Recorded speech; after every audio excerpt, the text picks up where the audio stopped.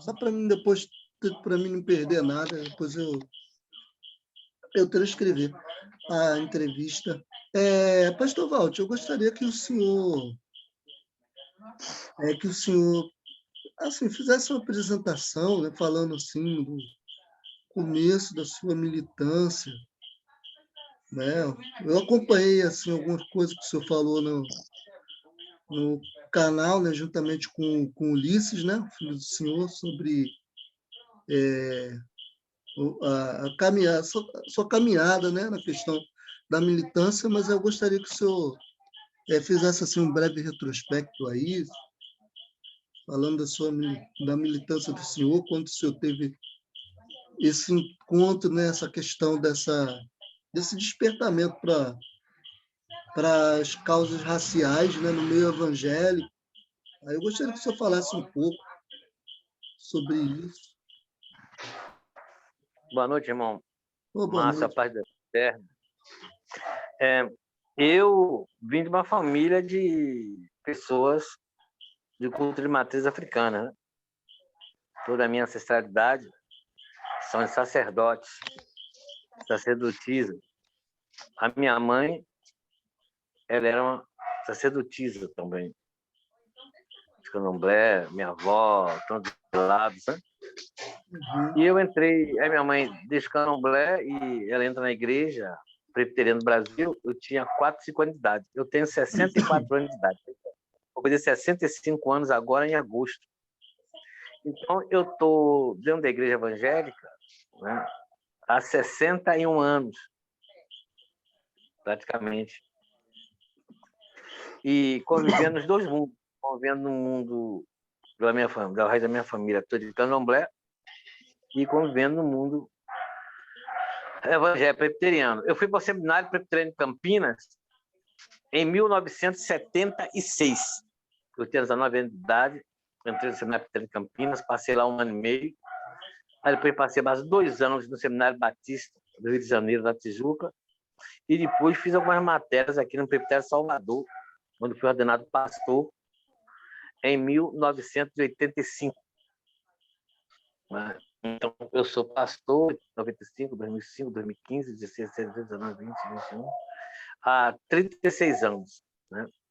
E eu descubro a questão do racismo na igreja criança, né? A gente sofre racismo na igreja de criança, né? Então, a minha vida foi uma vida de vivência de racismo em uma igreja branca, né? Porque eu sou presbiteriano, eu fui de origem presbiteriana.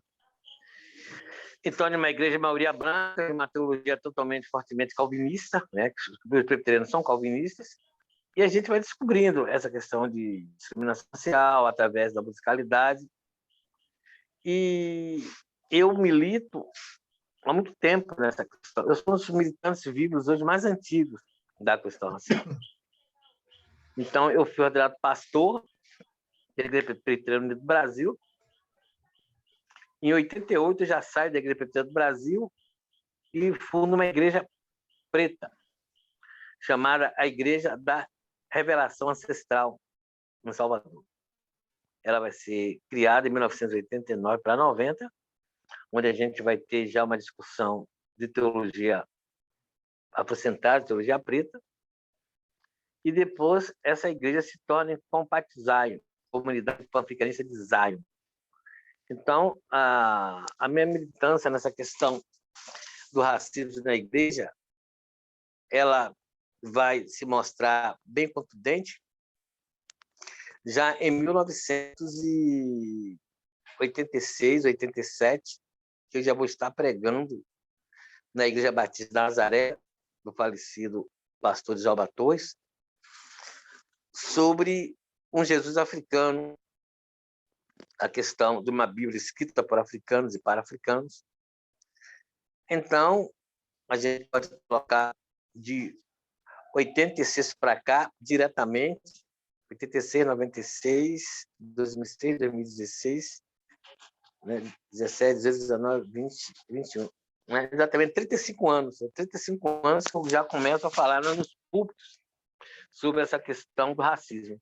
Em 1988, eu vou participar de um congresso de teologia negra lá no Panamá.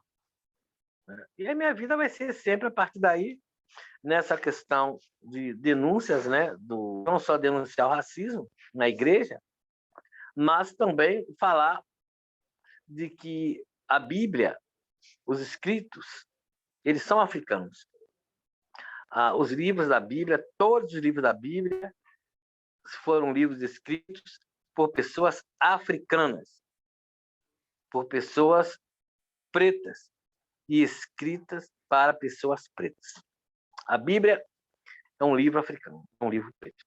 É uma revelação do Eterno para civilizações africanas. Isso eu descubro novo, sem ler ninguém. Quando eu comecei a ler o livro de Jó, eu fui um ledor muito veterano da Bíblia, né? Eu gostava muito das histórias do Velho Testamento, né? Então eu me interessava pela vida de Jó. E foi uma coisa interessante, quando eu comecei a ler o livro de Jó, ainda criança, eu gostava muito de história da África. E eu descubro que no livro de Jó tem animais totalmente africanos. Você vai ver no livro de Jó, Jó é um livro desafiador, porque as pessoas vão ver em Jó paciência, resignação, né? Não, eu fui ver os bichos em Jó. Eu tinha um hábito de anotar os bichos da Bíblia, os animais da Bíblia. E você vai ver em Jó o hipopótamo, você vai ver o crocodilo, você vai ver a ema, vai ver diversos bichos que são bichos totalmente africanos. Por isso, olha, esse homem está falando de África, das estrelas. Eu descobri isso sozinho. Não precisei ler ninguém. A minha curiosidade do livro de Jó fez com que eu visse que esses fatos estavam ocorreram em território africano. Né? Então, essas coisas, para mim, são importantes. Então, a minha vida ela foi dedicada totalmente a esse combate ao racismo nas igrejas, porque o racismo nas igrejas, na verdade, é simplesmente uma má interpretação feita por civilizações brancas de livros africanos. Não sei se é isso que você ajudou. Não, positivo, pastor. Isso aí tem... Bom, deixa eu ver aqui. O senhor trouxe aí um pouco da questão da militância, né? Do senhor, essa questão toda. Uma outra... Agora, a próxima pergunta, ela seria sobre uma pergunta assim, né? Eu gostaria que o senhor se sentisse bem à vontade em responder. A questão do movimento negro evangélico. Movimento negro evangélico. O senhor é a favor desse termo, movimento negro evangélico? Ou o senhor acha que esse termo não cabe, né, para quem quer lutar contra o racismo? Olha bem, eu não sou a favor do nome, mas ele pode até caber para as pessoas, né? Seria assim muito Petras da minha parte eu cercear, né? Como as pessoas querem se autodenominar. Eu faço parte há muito tempo do movimento negro, né? Chamado Movimento Negro no Brasil. Eu fui militante do MNU, Movimento Negro Unificado, na Bahia, na década de 80, início da década de 80, né? E quando eu chegava nas reuniões do movimento negro, né, eu era rechaçado, né, porque eu era pastor, um pastor jovem, 25 anos, eu ia para as reuniões, isso tem movimento 65, isso é há 40 anos atrás, né? Eu ia para as reuniões do movimento negro, então as pessoas, mas você é pastor, o que você está fazendo aqui? Eu digo, não, mas eu sou preto, eu sou pretário, então, furei a minha respeitabilidade dentro do movimento negro, foi por participação. Hoje, nós temos uma militância virtual. Né? As pessoas entram na internet, no Facebook, nos blogs, escrevem um montão de coisa, e as pessoas nunca foram às ruas, as pessoas não têm ideia de nada, apenas é a geração da internet, né? A geração virtual, que faz uma militância virtual, mas não sabe exatamente onde moram as cobras. Se é minha pergunta, você pegar uma pessoa que faz um curso de internet da floresta, né? Sobrevivência na selva, joga ele na selva. Né? Ele forma uma PhD na internet em selva. Aí, quando você joga ele na selva, ele vai ser logo picado por uma cobra. Né? Então, a vida é assim. Então, o movimento negro evangélico, ele tenta imitar o movimento negro. Ele tenta ser uma caricatura do movimento negro. Então, ele tenta imitar, ele tenta ter voz e ele repete os erros do movimento negro. E repete os erros de uma forma estrondosa. Hoje, o movimento negro evangélico, ele entrou nas chamadas esquerdas, como entrou o movimento negro brasileiro. Ele não tem uma proposta real para o povo evangélico. Por que ele não tem uma proposta real para o povo evangélico? Porque combater o racismo é a mensagem do evangelho. Quando nós lemos o Sermão do Monte, o Sermão da Montanha, quando nós lemos o Messias, quando nós lemos o próprio Tadashi, lemos a mensagem do Eterno, uma mensagem antirracismo, é uma mensagem antidiscriminação, é uma mensagem de acolhimento. Então, a igreja em si, essa igreja que está aí deformada, essa igreja embranquecida, ela deveria ter, dentro da sua mensagem, o combate a todo tipo de discriminação.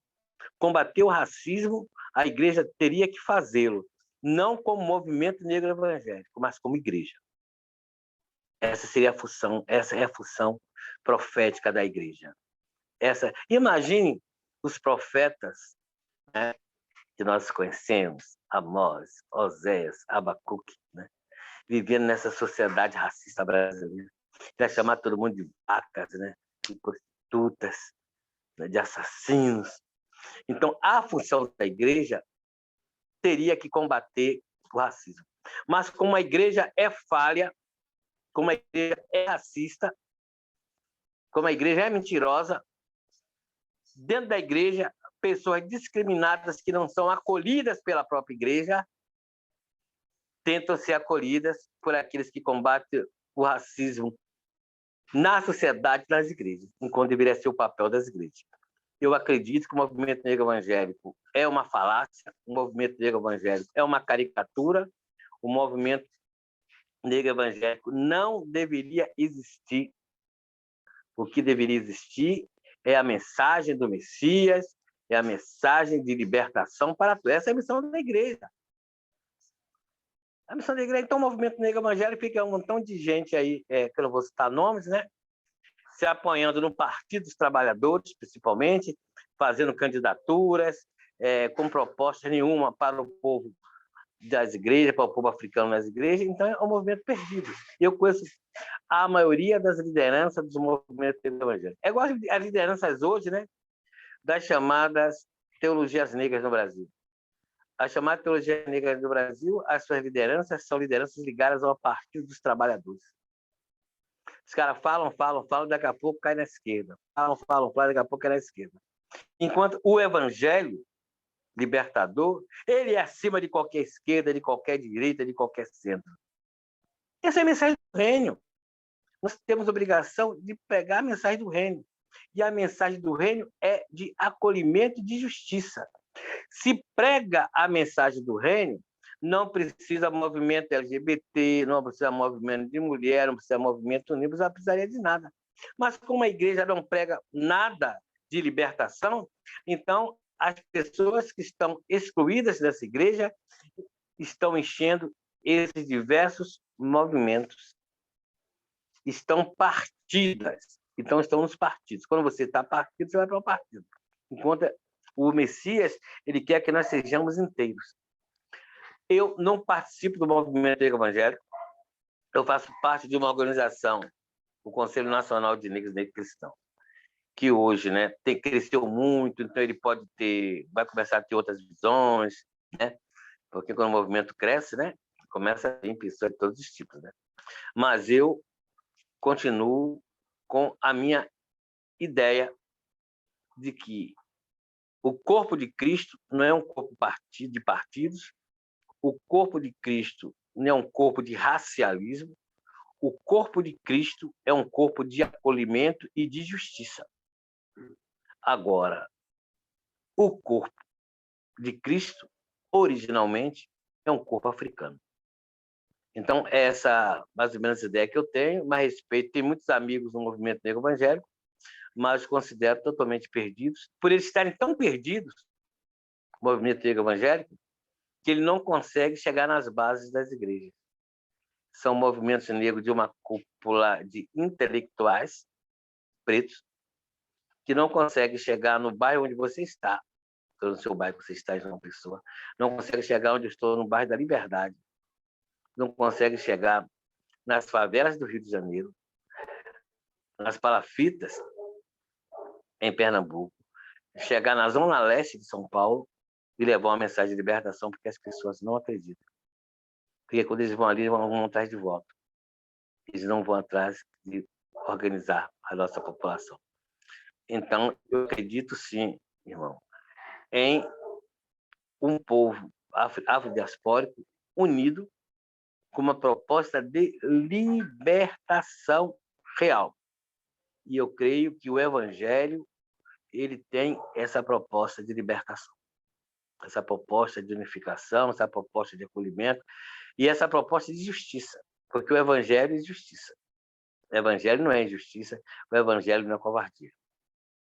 Tanto quando nós lemos a palavra do Messias, né? Ele diz que não veio trazer a paz, ele veio trazer a espada, ele disse que veio trazer a justiça, ele disse que os seguidores dele verdadeiramente, né, seriam perseguidos. Por quê? No momento que você fala contra o poderoso, ele manda te matar. No momento que você se levanta contra qualquer poderoso, ele manda matar. Hoje, o que é o movimento negro evangélico? O movimento negro evangélico hoje coloca todos os problemas do Brasil em cima do governo Bolsonaro. E diz que a recuperação do Brasil seria a volta do governo Lula. Aí eu pergunto a você, quantos pretos e pretas foram assassinados no ano do governo das esquerdas?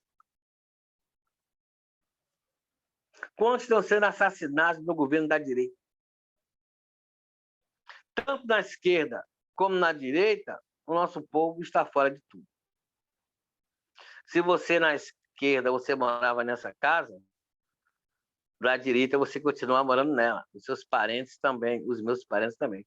Então, o movimento negro evangélico ele deveria ter uma visão muito mais ampla do que é o povo afrodiaspórico, do que nós somos.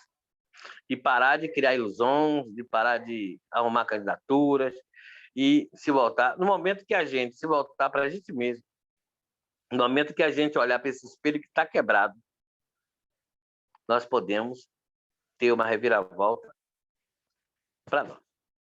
Porque ninguém está pensando na gente. Acredito que só nós temos respostas para os nossos problemas. Então, eu respeito as pessoas do movimento negro evangélico, são todos meus irmãos e minhas irmãs, mas eu acredito piamente que eles simplesmente são aparelhos das esquerdas no Brasil. A esquerda do Brasil aparelhou o movimento negro evangélico. Eles são vozes de Lula, vozes de Haddad, vozes do PT, vozes de onde quer que os partidos sejam. Eles não são vozes do povo africano. Então, eu não acredito neles. É por isso que eles não conseguem levantar multidões. Eu vou dizer uma coisa para você, para terminar, né? Eu estava conversando com uma pessoa e disse o seguinte, né? Os caras que mais conseguem falar para as massas no Brasil, de igreja, são os que são considerados mais retrógrados. Hoje você chega na periferia de João Pessoa, na periferia de Salvador, se você falar o nome de Edir Macedo, todo mundo conhece. Se você falar o nome de R.R. Soares, todo mundo conhece. Se você falar o nome daquele preto que usa aquele chapéu, né? O Serão da Igreja do Poder disso, o nome dele, Valdomiro, as pessoas conhecem. mas ninguém conhece ninguém do movimento negro evangélico. Edir Macedo conhece. Silas Malafaia, todo mundo conhece.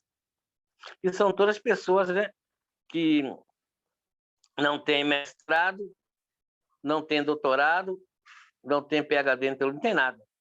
Apenas tem uma mensagem que conseguiu falar ao povo brasileiro, ao povo preto desse país. Até que fale contra ele.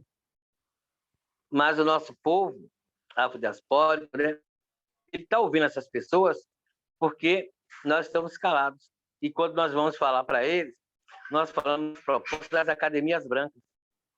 Esse pessoal não fala das propostas das academias brancas diretamente, apesar de tudo que eles falam é uma branquice.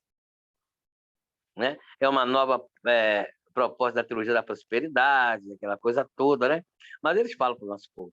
Então, hoje, se você abrir, ou não sei onde você mora, mas aí perto da sua casa, no seu bairro, deve ter uma igreja universal do Reino de Deus. Eles têm uma igreja universal de Deus, os pretos vão para lá, vão orar, vão financiar. Então, para mim, os maiores comunicadores para o povo preto hoje é Silas Malafaia, é Edir Macedo, é R.R. Soares, que as igrejas, os pastores da Assembleia de Deus, essas igrejas estão cheias de pretos. Então, está havendo uma falha muito forte na nossa análise, na nossa mensagem, o que nosso povo está precisando. Então, nós estamos lendo respostas para o nosso povo em Marx, em Engels, em Feuerbach, em Lenin, no PSOL, no PT, no PCO, lendo todas essas mensagens europeias para o nosso povo. Aí vem esse pessoal com as propostas totalmente anticultura. Aí diz que os ancestrais são diabos, diz que o pessoal está sofrendo maldição hereditária, porque nosso povo está totalmente perdido. E nós ainda não sabemos as respostas para a nossa população.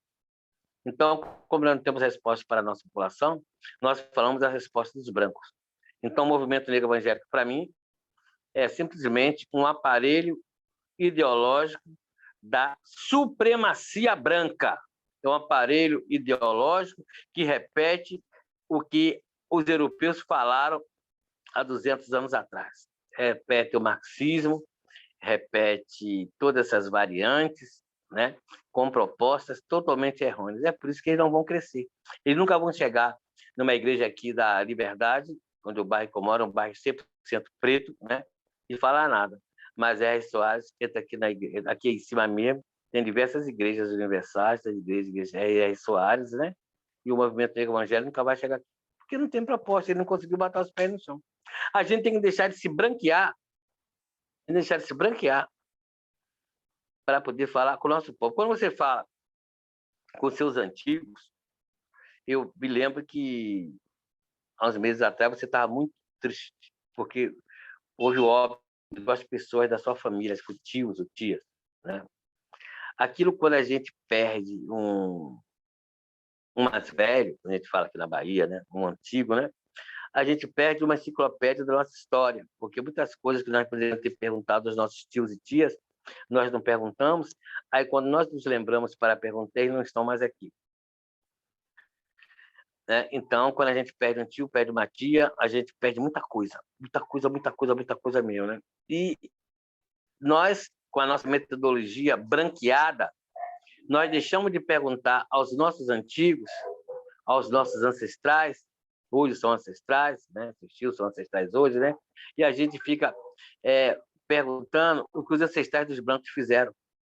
Aí você passa o tempão lendo o que o ancestral dos brancos foi Marx escreveu, o que o ancestral do branco Lenin escreveu, o que o ancestral do branco da Europa escreveu, aí você fica lendo todas aquelas teorias brancas dos ancestrais deles.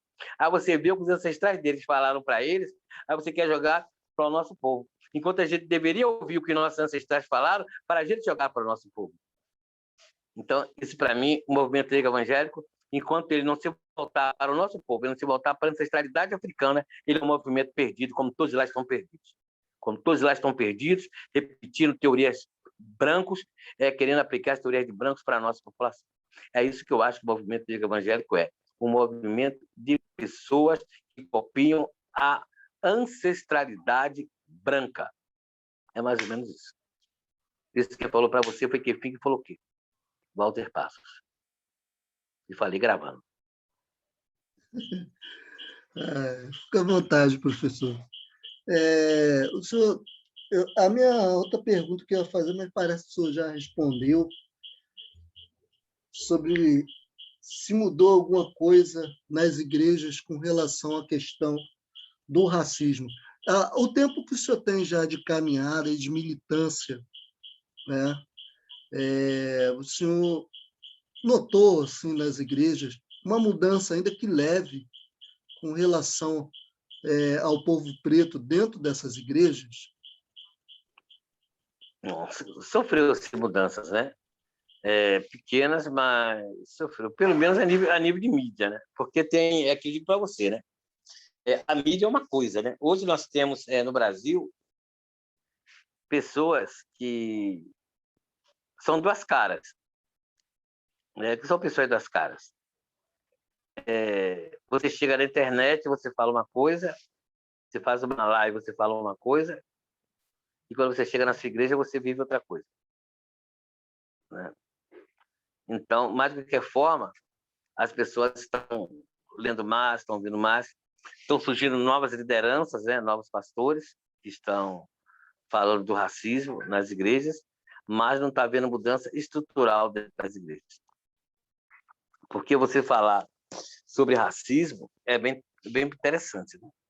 Eu, hoje, vivo numa comunidade aqui na Bahia, chamada Igreja Metodista Episcopal Africana, né? E eu trouxe essa igreja para a Bahia, chamei um pastor para vir comigo, né? O pastor Pedro, ele está liderando a igreja, que não tem mais disposição nem idade para liderar igrejas, né? E a gente vive numa comunidade preta.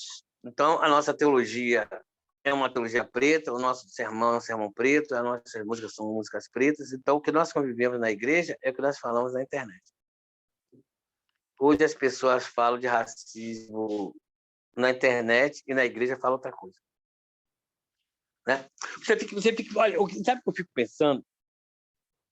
Eu acredito piamente que o Messias ele foi um homem africano.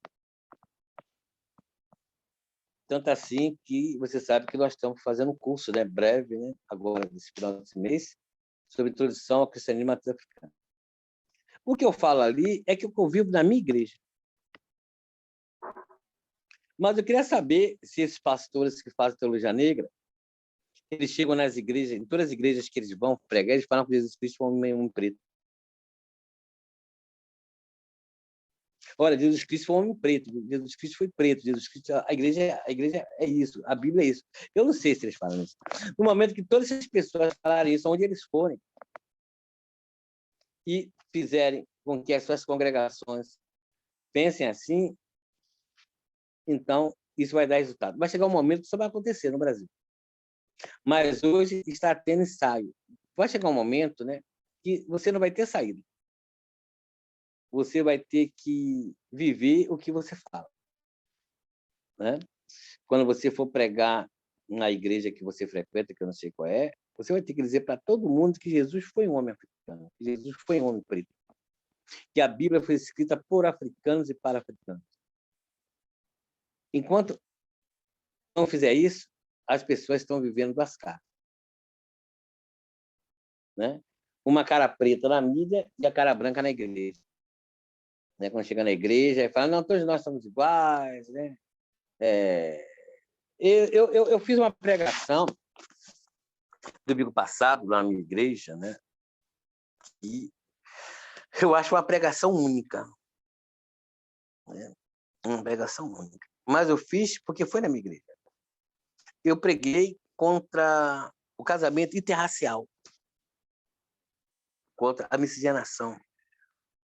Eu preguei na minha igreja. Eu usei aquele texto de Salomão, que Salomão casa com diversas mulheres, a filha do faraó, a filha de não sei quem, todas de civilizações inimigas com o povo hebreu.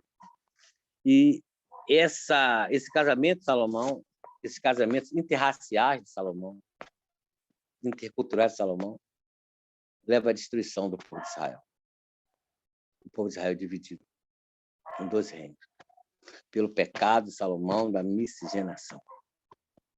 E a miscigenação no nosso país, que é pregado pelas igrejas, tem levado à destruição do nosso povo. Então, isso eu só posso falar na minha igreja.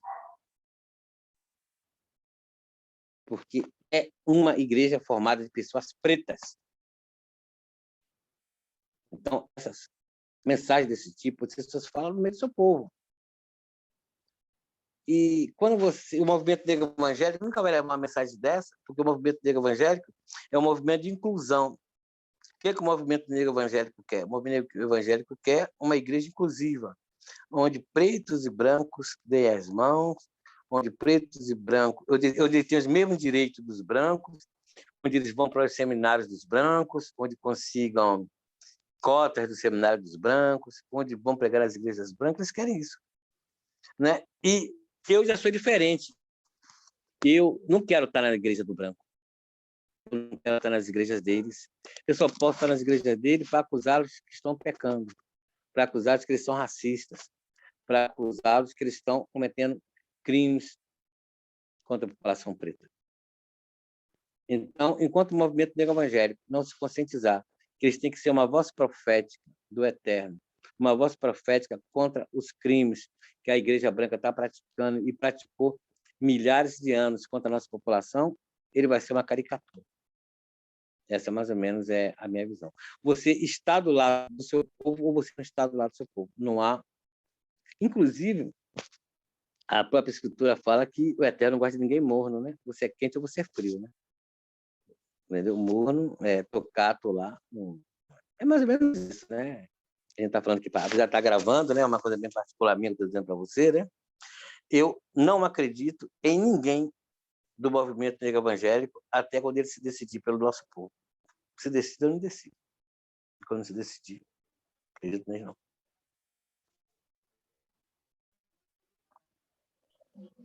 Pastor Valde, o senhor, esses relatos são bem fortes, né? Bem provocativos, e é uma crítica necessária mesmo. O senhor, né, com a história de militância que o senhor tem, né, militância antirracista, afrocentrada, o senhor já foi hostilizado, seja na rede social, seja pessoalmente, por conta dessa bandeira que o senhor levanta, da militância do senhor? O senhor já foi hostilizado por isso? Pelos seus pares, pastores, ou por... Já. Os pastores não gostam de mim, né? Eu fui hostilizado por muitos pastores da década de 80. Pastores vieram à minha casa para pedir que eu moderasse a conversa, né? Não vou citar o nome do pastor, que ele ainda está vivo, está doente, né? Um grande pastor, preto.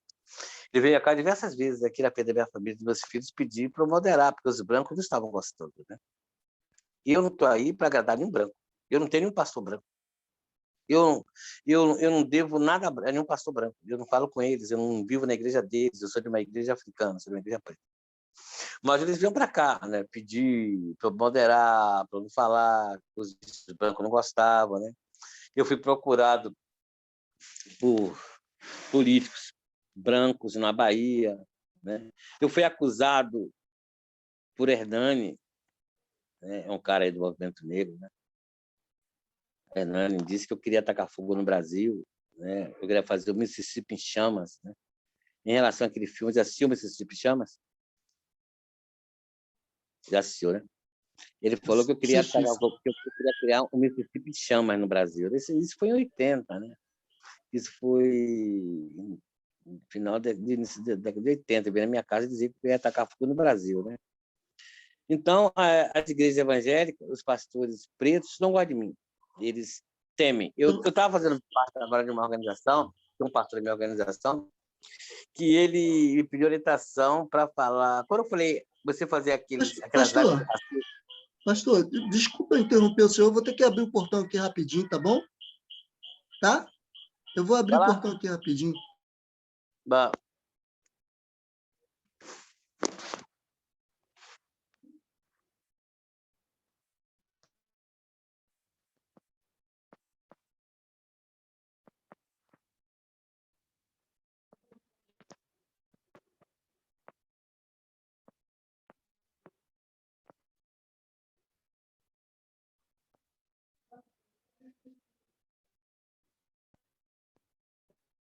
Pronto, cheguei.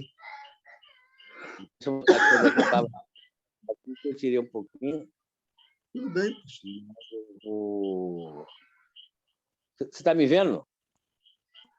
Não, eu só estou vendo o nome do senhor. Deixa eu ver se eu fui mexer aqui, eu não sei mexer nesse negócio aqui, mas com certeza eu vou voltar. Pronto. Pronto, agora eu estou vendo. Então, para mim é meio complicado. Era complicado. Então, eu vejo as coisas dessa forma, né? Os pastores... Porque, olha bem, se o cara vive numa estrutura, você mesmo está numa universidade aí que, como todas as universidades do Brasil, os seus professores são todos brancos. A maioria são brancos, são orientador, aquele negócio todo, quem vai ouvir seu vídeo, aquele negócio todo branco. O branco, a pessoa branca, né? Eles vão com a gente até certo momento. Eles têm aquele discurso maravilhoso, não, porque existe racismo mesmo, e não sei o quê, não sei o quê, não sei o quê. Mas na hora que o bicho pega, como a gente fala gíria, eles não ficam do nosso lado. Né? Eles vão ficar do lado dos brancos, lá da família dele. Né? E, além dos pastores e pastoras não gostarem de mim, como eu estava falando de um pastor, depois ele começou a fazer aquela live de racismo, onde eu conheci você, o pastor foi fazer uma live, um pastor preto, foi fazer uma live na igreja dele, né? Sobre o bate-papo, né? Sobre racismo na igreja, né? Aí o pastor branco mandou ele calar a boca, porque está inventando, né? Ele chegou, não fez a live e acabou saindo da organização que eu faço parte, né? Ele chegou e ficou meio sentido, pastor, mas o pastor falou que não estava certo, não sei o quê. Então, eu não tenho disposição para essas coisas, entendeu? Certo? Mas esse pessoal, eles são muito catequizados. A colonização mental na igreja é muito forte. O cara, ele é discriminado a vida inteira na igreja que ele frequenta, seja batista, presbiteriana, metodista, da Assembleia de Deus, né? Que ele reproduz a dominação. Então, ele tem medo de largar aquele relacionamento. É igual a mulher que sofre uma relação abusiva do marido, né? Aí ela sabe que está sofrendo abusos, violência doméstica, violência patrimonial, violência física, violência moral, né? Ela sabe que está sofrendo aquela relação abusiva, mas ela diz que não consegue ficar sem o marido porque ela não tem como sustentar, não sabe como sustentar os filhos, né? Então, na igreja, os pastores pretos e pastoras têm essa relação abusiva. Eles estão sendo abusados pela instituição branca, mas eles não conseguem sair. Né? E não conseguem sair porque eles têm medo de perder a vida eterna. Como a instituição fosse a dona da vida eterna. Eu não vou ser da minha igreja, não, eu vou para o céu. Então, pastores, eu não vou ser da minha igreja, não, eu vou ficar sem igreja, eu vou passar fome. Então, a própria instituição branca ela tem um poder muito forte, psicológico e financeiro, contra esses pastores. Então, quando você se levanta contra essa instituição, como eu me levantei, eu me torno a pessoa não grata para esses pastores.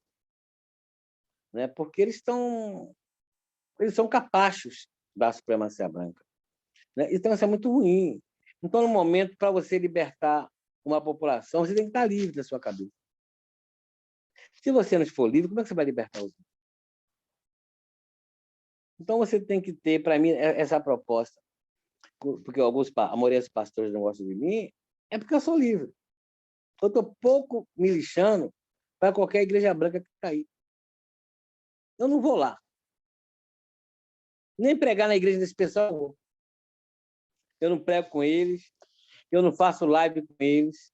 Não me chame que eu não vou. Eu não apoio eles. Você não vai ver nenhuma live com esse pessoal. Live, achou um montão de pastor branco racista. Live, aí vai botar. Eu não vou. Você nunca vai me encontrar lá que eu não vou. Vou dizer para eles que eu não vou fazer live com eles.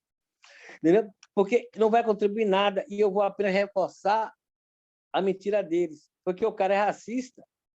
Aí eu vou fazer uma live sobre racismo.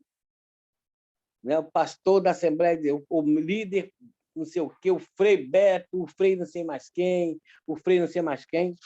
Aí o pessoal fica muito nessa, né? E eu não participo dessas organizações porque eu não acredito nesse pessoal. Entende? Eu estou fazendo uma entrevista para você aqui, mas eu não faria uma entrevista para sua professora ou para seu orientador, né? Porque eu não tenho nada para falar com ele. Né? É mais ou menos isso, né? Depois eu fui acusado também, né, de morte pelos nazistas. Os nazistas, eu publiquei há uns 15 anos ou 20 anos, uns 20 anos atrás, publiquei na rede social, que é uma coisa que eu acredito, né?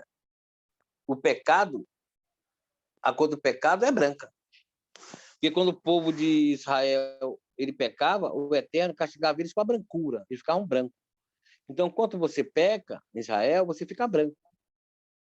Aí, a cor do pecado, né? A cor do pecado é ficar branco, branquecer, branquear. Tanto que tem até uma coisa que eu não gosto de falar muito, né? É um pecado, brancura genética, como aconteceu com Geazil ali, né? Com Eliseu, quando Eliseu amaldiçoa ele, né? Aquela questão de Naamã, né? Ele fica branco mesmo, né? Durante diversas gerações. Então, perder melanina é se tornar pecador. Então, coloquei que a cor do pecado é a cor branca. Se tornar branco, se tornou pecador. E então os nazistas publicaram no Brasil todo, né? Matem Walter Passos. Matem Walter Passos. O maior racista do Brasil. Mandaram me matar. Mas eu tô aí, né? Quem é dono da minha vida não é o homem branco, é o Eterno. Eu vou viver até um momento que o Eterno permitir. Então, eu não estou aí para ter medo de racista nenhum, de nazista nenhum, de movimento negro evangélico nenhum, de pastor preto, pastora preta vendido nenhum. Eu vivo com ele, né? Mas é isso, a gente vai falando, né? Eu não estou aí para agradar ninguém, né? Eu não estou aí para agradar, eu não estou aí para pegar verba, projeto. Nunca fiz isso. Nunca namorei mulher branca. Com a maioria dos pastores pretos do namoro mulher branca, eu falo, nunca namorei uma mulher branca. Eles ficam em crise. Ah, por quê? Porque eu não gosto de mulher branca. Não acho bonita. Né? Entendeu? Eu gosto das mulheres que o Eterno criou, as mais belas do universo, as mulheres pretas. Então, todas essas coisas são posturas que a gente tem que ter na vida. Eu não posso estar combatendo o racismo e estar abraçado com a loura do lado. No Brasil. O africano faz muito bem isso aí em África, porque é outra situação. Entendeu?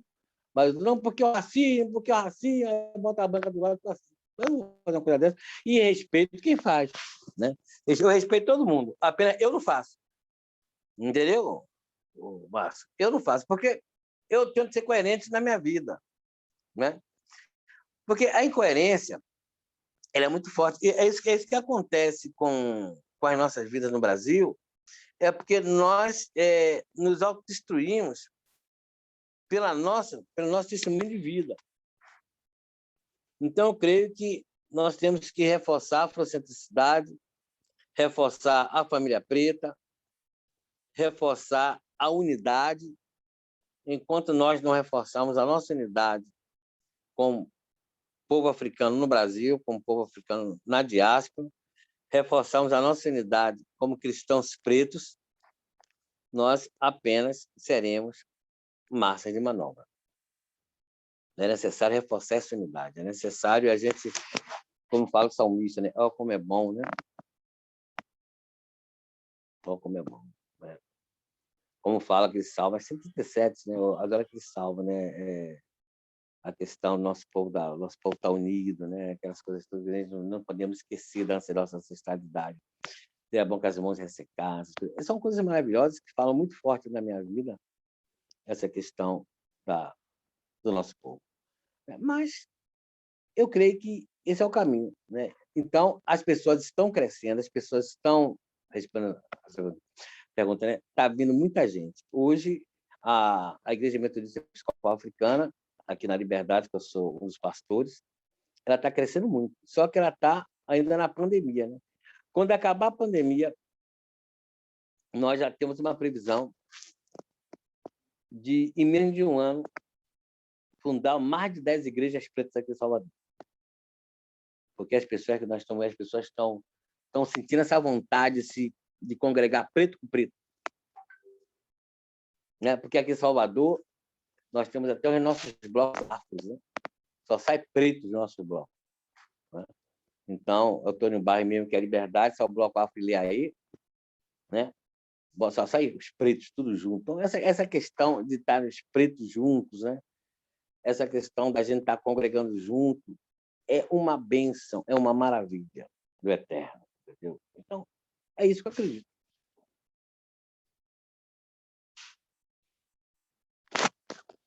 Não estou ouvindo, não. Você falou aí, Pronto.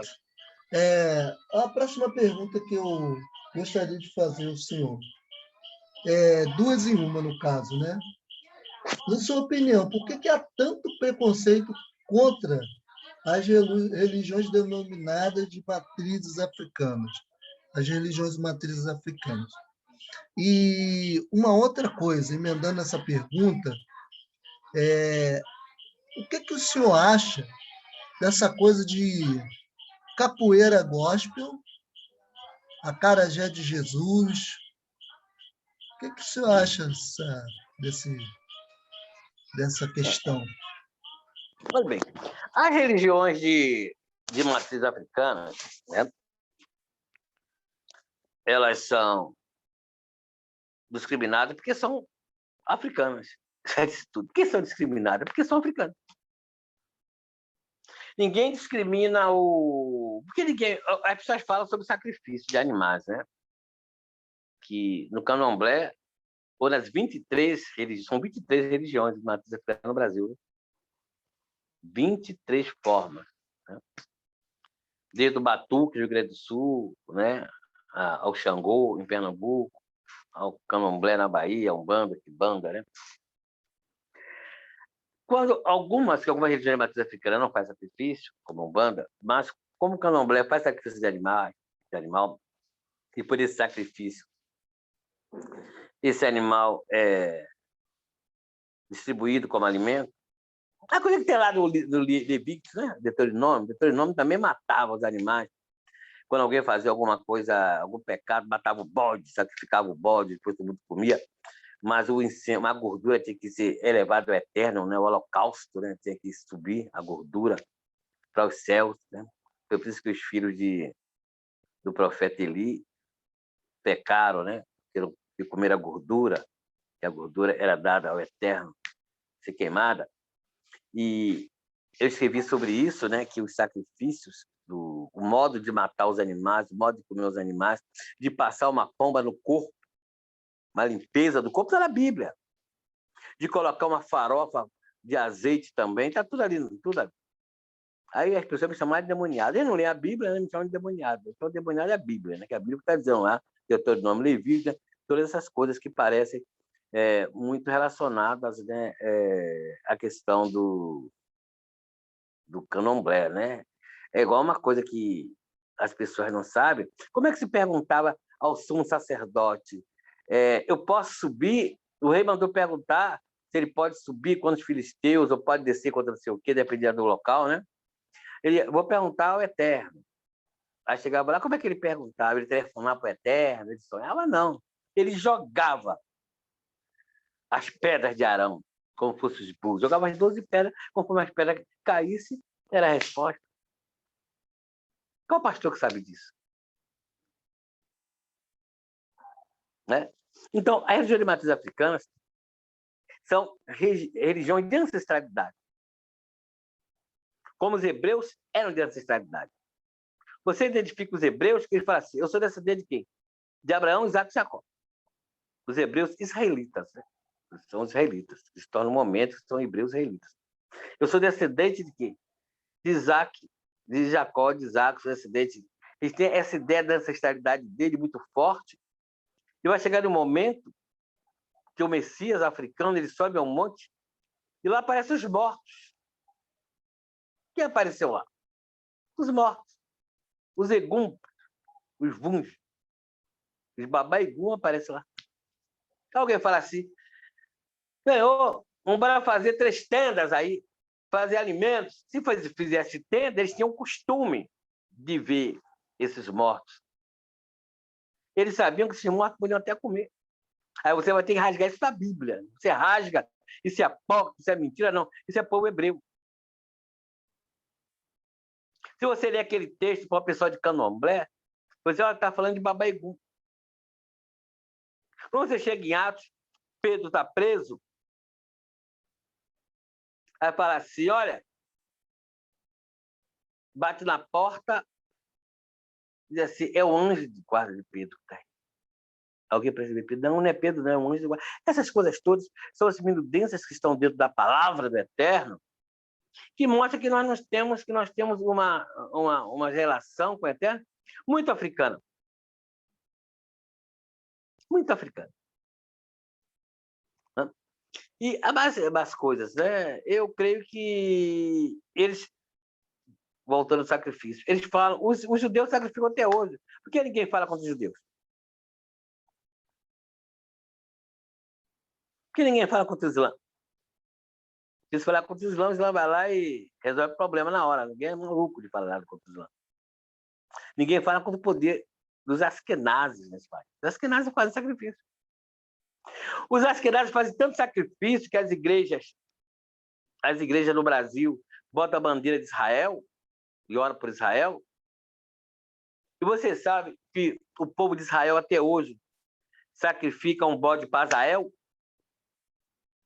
Porque no Candomblé você dá de comer primeiro a Exu. Exu não é diabo, você dá de comer para Exu, porque Exu deixa você fazer o culto em paz. Então você dá uma comida para Exu. E no judaísmo atual, eles matam um bode para Israel. E ninguém fala nada, porque essa igreja não fala nada, porque outra igreja não fala nada contra os judeus, porque ela só contra a religião dos meus antepassados. Não tu cambá de covarde. Então, eu vejo hoje que faz mais mal ao povo preto não é o Candomblé, são as igrejas brancas. As igrejas brancas fazem mais mal ao meu povo do que o Candomblé. Foi essas igrejas brancas que aqui estão, no Brasil, que vieram do sul dos Estados Unidos, que escravizaram os meus ancestrais, que sequestraram em África, que disseram que nós éramos diabos e demônios. Não foi o Candomblé. Mas os brancos que estão no Candomblé, que estão nessas igrejas, sejam católicos ou protestantes, elas demonizaram a religião dos meus antepassados. Enquanto eles que são os demônios, eles demonizaram. Isso é muito forte, porque não foi o meu povo que foi à Europa escravizar e matar. Você sabe, provavelmente, quantas pessoas foram mortas? 200 milhões de pessoas. Porque houve uma invasão, foi feita uma guerra no território africano, e os prisioneiros de guerra foram vendidos como escravizados. Nossos ancestrais eles foram sequestrados e escravizados nas Américas. Eles são prisioneiros de guerra. Então, esses que são prisioneiros de guerra, que são os demoniados. Esses que são prisioneiros de guerra é que estão com o diabo. Eles estão com o diabo. Então, é muita hipocrisia. Eu respeito muito as religiões de matriz africana. Respeito muito, muito, muito, muito. Eu não consigo entrar na igreja católica, porque a igreja católica é uma igreja que cultua Egum. Sabe o que é Egum? Egum, na língua iorubá, é morto. Não sabia. E no Candomblé, nos candomblés que eu conheço, não se cultua Egum. Se cultua força da natureza, energia da natureza. Quando eu entro na igreja católica, eu passo mal. Porque lá só tem retratos de gente morta. Imagem de morto. São Pedro, São João, São Lucas, São não sei o quê. Aquelas imagens de gente morta. Aquilo me traz uma energia muito ruim para mim. Não sei se você consegue entender. Porque é uma reverência muito a morto. E no Candomblé não se reverencia a morto. Entendeu? Quando a gente está com morto, quantas coisas, se você for no Candomblé, aí alguém vai fazer um jogo, né? Antigamente, mas essa entrevista que eu falei isso não, né? Esqueça, só a pedra de Arão, eu falei só para você. Então a pessoa vai pegar as pedras de Arão hoje, que são os búzios, né? Entendeu? Eram as 12 pedras de Arão. Sabia disso não, Márcio? Sabia não? Então ele Sabia está não, sabendo agora, né? professor, sabia Sabe? não. Isso é É que, seminário que eu fiz, o pessoal não falava essas coisas, não. entendeu? Então, a espera de jogar as pedras de Arão para acertar sobre o sacerdote. Né? Você vê que você vê no livro de Jonas, vamos lançar sorte. Ninguém falou que a sorte estava errada. Nenhum profeta falou, isso é do demônio. Ninguém falou que a sorte é do demônio. Vamos lançar sorte. E lançou sorte. A sorte saiu sobre Jonas. E Jonas foi jogado tudo de Deus ali. A sorte foi coisa de Deus, né? Não é isso? Lançar sorte era uma coisa que ele era acostumado a fazer e Deus aprovava, né? Essas coisas aí as pessoas não querem falar, não, porque são muito brancas na cabeça. Então, né, são coisas muito sérias. Né? Então, quando a pessoa está com egum, você está com problema na vida, você está com encosto de morto, encosto de egum. Aí vai fazer todo um trabalho, né? Que foi todo o trabalho. No antigo Israel passava uma pomba, uma rolinha, aquele negócio todo, né? Entendeu? Fazer aquele sacrifício, né, para o cara ficar na paz. Não é isso? Então, o egum, ele traz coisas ruins. Então, no candomblé, não se cultua egum. Ninguém quer saber de morto. O morto, a pessoa está com morto, essa pessoa para lá. Aí, quando eu vou à igreja católica, eu só vejo morto. As imagens de gente morta, eu passo mal. Eu, espiritualmente, não consigo ficar que eu passo mal. Não me chama para entrar na igreja católica que eu passo mal. Eu fico assustado. Porque é morto ali, morto aqui, aquelas imagens grandes, né, de pessoas mortas, né? Você vai no cemitério ali, né? A Igreja Católica é um cemitério, né? Porque você tem mais São Pedro, mais São João, mais não sei o quê, mais não sei o quê, só tem gente morta. Eu não gosto disso. E outra pergunta que você me fez sobre o candomblé, mas candomblé é uma coisa, eu acho que é branquice, é racismo mesmo, porque é coisa de preto, coisa de africano. Aí você fez a segunda pergunta, foi sobre o que mesmo que eu... Foi, Como você... foi sobre o que o senhor achava desse negócio de capoeira gospel, Ah, eu joguei acarajé de capoeira, Jesus. eu joguei capoeira há muitos anos. Né? Eu jogo capoeira desde pequeno. Eu sei escondido. Eu dizia para minha mãe que ia para a igreja e a porta de capoeira. Então, eu jogo capoeira desde 10 anos de idade, agora não jogo mais, né? Eu fiquei com problema de articulação, né? Mas eu joguei capoeira há muitos anos. Joguei capoeira regional, depois cheguei aqui na Bahia, joguei capoeira com o senhor João Pequeno de Pastinha, capoeira de Angola. A capoeira é uma resistência africana. Nem branco pode ser mestre capoeira, na minha concepção. Nem branco devia ser mestre capoeira. E a capoeira gospel é palhaçada. A capoeira gospel é uma palhaçada muito forte dessas igrejas neopentecostais e pentecostais, né? Faz isso aí para poder dizer que vai levar o evangelho para as pessoas. Eu pergunto, o que é evangelho? O que são as boas novas do reino? Pega o sermão do monte e leva para as pessoas. É isso que o Eterno mandou fazer. Ide e pregai o evangelho. Agora, o que é evangelho? As boas novas do reino. E quais são essas boas novas? A igreja está fazendo isso. Então, a igreja está inventando capoeira gospel. Ela não faz justiça, então inventa mentira para substituir o evangelho. Inventa capoeira gospel. Inventa o acará, que é uma comida de oiá. Acarajé é uma comida de oiá, uma comida feita para uma energia africana chamada oiá, uma energia do fogo, da tempestade. Então, o acarajé é um bolinho de fogo. É um bolinho que faz para oiá. O que aconteceu? Isso é coisa de Bahia. As mulheres na Bahia que vendiam acarajé, que eram pessoas feitas no santo, largam o candomblé, também é um direito que a pessoa tem. Entendeu? Largam o candomblé, mas sobreviviam do acarajé. Então, elas continuam fazendo o acarajé da forma que elas aprenderam nos candomblés ou nas suas famílias. A minha mãe fazia acarajé em casa. Minha mãe fazia acarajé, ela botava o feijão fradinho de molho, hoje compra maçapão. Depois do feijão fradinho de molho na água, ela pegava uma pedra, passava o feijão na pedra, tirava a casca, né? Aí estava a casca toda mole, depois ela batia, eu mesmo sei fazer acarajé. né? Que eu aprendi dentro da minha casa. Então, o acarajé que essas irmãs fazem, as irmãs pretas na Bahia, é para ganhar um dinheiro. Nem acarajé de Jesus, nada. Jesus não comeu acarajé, é acarajé de Iansã, acarajé de Oiá. Então, acarajé é acarajé, é acará, bolinho de fogo da orixá Oiá. Aí disseram que é de Jesus, né? Como Jesus vendesse acarajé ou fosse iorubano, né? O angolano, né? Jesus não, Jesus nasceu na região africana, antes do canal de Suez, e a comida era outra. É capé de Jesus, é acarajé de Jesus. Isso, para mim, tudo aí é uma forma de atacar as civilizações africanas. É bater nas civilizações africanas. Por que vocês não mexem, quando digo vocês, estou dizendo vocês, como os crentes não mexem com os judeus?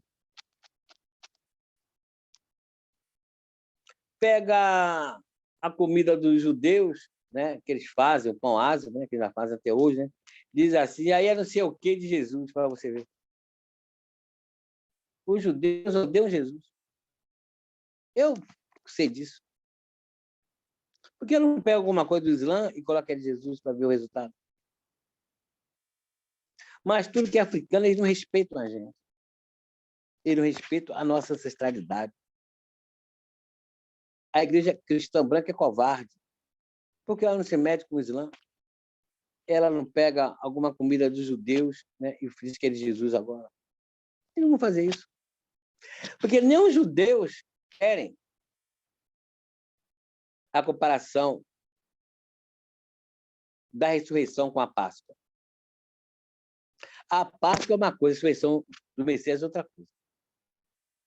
E quando se mistura, ele não gosta. Eu escrevi um artigo esse ano sobre a Páscoa e a ressurreição, inclusive uma amiga minha, que é Askenazi, muito minha amiga, ela entra e discute lá no grupo, na minha página, né? Porque Páscoa é Páscoa, ressurreição é ressurreição. Só que o cristianismo rouba essas coisas do judaísmo, né? Vera Páscoa, não sei o quê, não sei o quê. Não tem nada a ver. Páscoa é Páscoa. Ressurreição é ressurreição. Mas, quando chega às religiões, as culturas africanas, eles querem roubar tudo. Capoeira gospel, acarajé de Jesus, daqui a pouco vai ter... Eu já vi um pastor dando uma receita de acarajé. Um pastor, né? Acho que na Assembleia de Deus, né? E acarajé tem uma forma de fazer e ele fica gostoso, mas o pastor modifica tudo, né? Eles bagunçam tudo. O que é africano, eles bagunçam, porque o nosso povo não aprendeu a se autorrespeitar. E quem viola a gente? A gente mesmo. Nós, pretos, é que nós violamos. Nós, pretos, que nos menosprezamos. Nós fazemos a jogada do senhorzinho. Nós fazemos a jogada do senhor branco. Então, nós somos apenas marionetes na mão da supremacia branca. Porque a supremacia branca, ela não vai contra os judeus, porque os judeus são o ápice da supremacia branca. Eles não lutam contra eles. O espiritismo, porque Edir Macedo, eu conheci muito bem, inclusive fui professor da Igreja Universal Reino de Deus quando ela iniciou no Rio de Janeiro, esse que é um seminário. Porque a Igreja Universal do Reino de Deus, ela não se volta contra o espiritismo. Você já foi numa reunião espírita, Márcio? Diga aí. Nunca fui, não, professor. Não é reunião espírita, não. Eu conheço essa espírita porque eu vou. Uhum. Eu já fui no espiritismo, as pessoas ficam sentadas em uma mesa, seja uma vela. Aí esses dois tios seus que faleceram, entendeu? Eles vão aparecer lá, das pessoas. Aí eu vou falar com a voz dos seus tios, aí vai contar coisas que você, seu tio, sabia. Só, entendeu? Ele, Márcio, como é que está aí a sua encravada? Aí você fala assim, Zorra, só eu mostrei essa unha ao meu tio, ninguém sabe disso. Aí vai falar igual a voz dele. E são mortos. Por que a Universal não chama eles de demônios? É isso, rapaz. Eles só vão chamar de demônios, né? O candomblé. É uma coisa muito organizada, então a gente tem que conhecer tudo para saber como eles são manipuladores. tudo que é africano é demoníaco. É por isso que, quando eu introduzi no Brasil, eu vou dizer isso agora eu mesmo, a discussão do cristianismo de matriz africana, eu fui atacado pelo candomblé. E consegui provar que o cristianismo é africano. E o cristianismo africano não é aceito pelas igrejas cristãs. Porque eles são... Eles não, agora eu desafio qualquer pastor branco a dizer que ele não é africano. Como eu já desafiei em público, e continuo desafiando qualquer pastor branco, qualquer teólogo branco, qualquer PhD branco, a me citar um branco no livro de Gênesis. Fulano foi branco. Só quero um. Aí, como você cobre eles nos dizem, eu falo assim, público, me cite um branco no livro de Gênesis aí. Vai, pessoal, quem foi branco aí? Não, me cite um. Então, essas coisas são muito sérias. Mas tudo que é africano, eles vão atacar. Tanto que eles vão atacar o que é africano, né? E o próprio Messias, quando ele retorna em glória, o livro da Revelação faz descreve o Messias. Ele voltará da cor da pedra de jade. Ele voltará com os cabelos de lã. Ele voltará rastafari, cor preta, como ele sempre foi. E eu falei isso um dia, aí um pastor adventista entrou em crise. Fez assim: pastor Walter, por favor, vá na minha igreja pregar, porque quando Jesus voltar, a minha igreja não vai subir com ele. Vai ser o diabo. Eu disse: rapaz, eu não vou lá, não. Eu não vou pregar na igreja dele. Ele que fala, ele tem coragem de ir lá falar. E quando o Messias retornar, ele vai retornar africano. Preto, pretinho de cabelo de lã, da cor da pedra de jade, da sardônica, assim que diz o livro da Revelação. E as pessoas vão dizer que o diabo está voltando, que eu vou querer subir com ele. Né? E a Bíblia fala também qual era a cor de Satanás, né? Ele era a estrela d'alva. A estrela de alva. Né? Então, essas coisas são muito simples. E essas coisas eu falo na minha igreja. As pessoas que são do movimento negro evangélico podem falar isso na igreja deles? Não. Eles falam na reunião do movimento negro evangélico.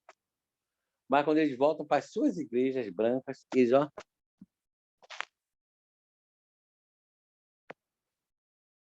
vai falar, porque o irmãozinho branco vai estar lá, o bispo branco vai estar lá, o conselho branco vai expulsar ele vai ficar assim, ele vai passar fome. Ele nem tem coragem de chegar a reunir o povo dele e fazer uma igreja para ele. É mais ou menos isso. Não sei se eu consegui responder as suas perguntas. Você modera o que você vai falar aí, que é uma pergunta muito aberta aí das coisas, né? Sim, mas, sim. Já foi as explicações que o senhor deu foram muito enriquecedoras. A proposta dessa pesquisa é essa mesmo, sabe?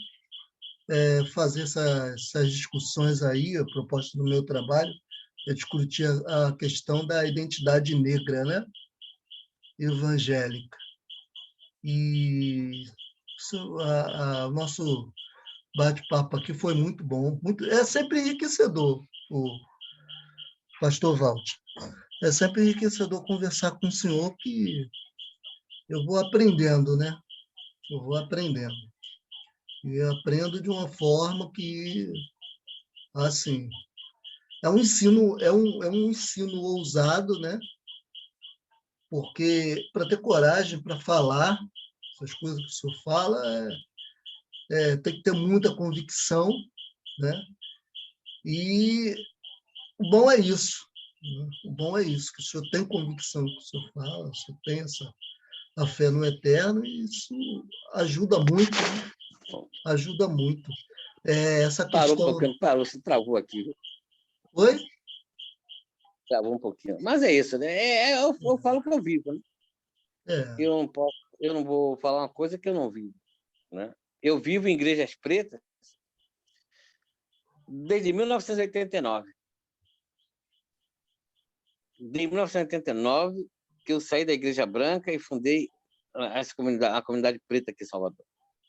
E hoje nós estamos na Igreja Metodista Episcopal Africana, que é uma igreja americana, de quase 5 milhões de membros no mundo, né? Ela é uma igreja que vem para cá e a gente, por enquanto, está trabalhando nela, né?